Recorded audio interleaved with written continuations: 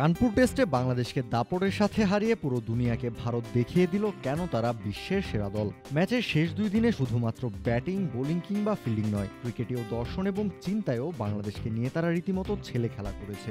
ভারত যখন ড্র হতে যাওয়া ম্যাচটা জেতার জন্য আগ্রাসী মানসিকতা দেখিয়েছে, তখন এর পাল্টা কোনো জবাব ছিল না বাংলাদেশের কাছে। জবাবে ছিল শুধুই অসহায় আত্মসমর্পণ। আর তাই ম্যাচ শেষে ক্রিকেট ভক্ত থেকে শুরু করে ক্রিকেট বোদ্ধারা বাংলাদেশকে নিয়ে মেতেছেন হাসি ঠাট্টায়। ছোটদের সাথে আনন্দের সুযোগ, বড়রাও করে উপভোগ। Multi chips, super crunchy, super fun. সাবেক ভারতীয় ক্রিকেটার ওয়াসিম জাফরও আছেন সেই তালিকায়। নিজের সামাজিক যোগাযোগ মাধ্যম এক্সে একটি ভিডিও শেয়ার করেছেন জাফর, যেখানে দেখা যায় এক ছোট্ট শিশু লুকোচুরি খেলছে তার মায়ের সাথে। একটা রুমে ঢুকে সে দরজা আটকানোর চেষ্টা করছে যাতে তার মা তাকে খুঁজে না পায়। সফলতার সাথেই দরজা আটকে দিয়ে বাচ্চাটা ভাবছিল সে জোর বাঁচা বেঁচে গেছে।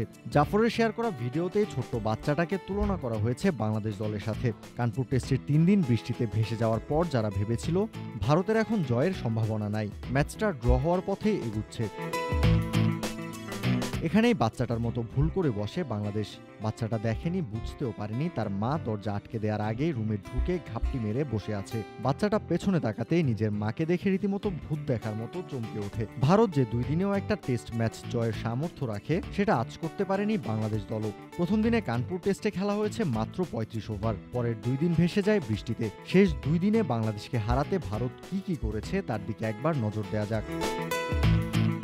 প্রথমেই বাংলাদেশকে অল আউট করে দিয়েছে 233 রানে। এরপর টেস্ট ক্রিকেটের সংজ্ঞা পাল্টে দেয়া ব্যাটিংয়ে 35 ওভারের চেয়েও কম খেলে তারা করে 285 রান, লিড নেয় 52 রানে। চতুর্থ দিনের শেষ দিকে আবার ব্যাটিংয়ে পাঠায় বাংলাদেশকে। ততক্ষণে ভারতের ভাবনা পরিষ্কার, ভারত এই ম্যাচ জিততে চায়। বাংলাদেশকে অল আউট করে দিয়ে আবার টার্গেট চেস করতে চায়। চতুর্থ দিনে বাংলাদেশের 2টা উইকেটও তুলে নেয় ভারতের বোলাররা। পঞ্চম দিনে বাংলাদেশের হাতে ছিল 8 উইকেট এবং অপার সম্ভাবনা। বাংলাদেশ তখনও ম্যাচটা ড্র করতে পারত। ভারতের মতো আউট অফ দ্য বক্স গিয়ে চিন্তা করে ওয়ানডে মেজাজে খেলতে পারলেও একটা সুযোগ তৈরি হতে পারত। কিন্তু না, বাংলাদেশ ভারতের আগুনে পেস এবং দুর্দান্ত স্পিনের বিপক্ষে মাটি কামড়ে পড়ে থেকে দিনের বেশিরভাগ সময় পার করতে চেয়েছিল। বাংলাদেশকে 146 রানে অল আউট করে দিয়ে যে পরিকল্পনা একেবারে মাটিতে মিশিয়ে দিয়েছে ভারতীয় বোলাররা। রোহিত, কোহলিদের সামনে তখন 95 রানের মামুলি টার্গেট।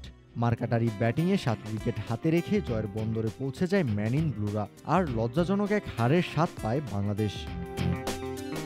কাউসার শান্ত, ক্রিক ফ্রেঞ্জি।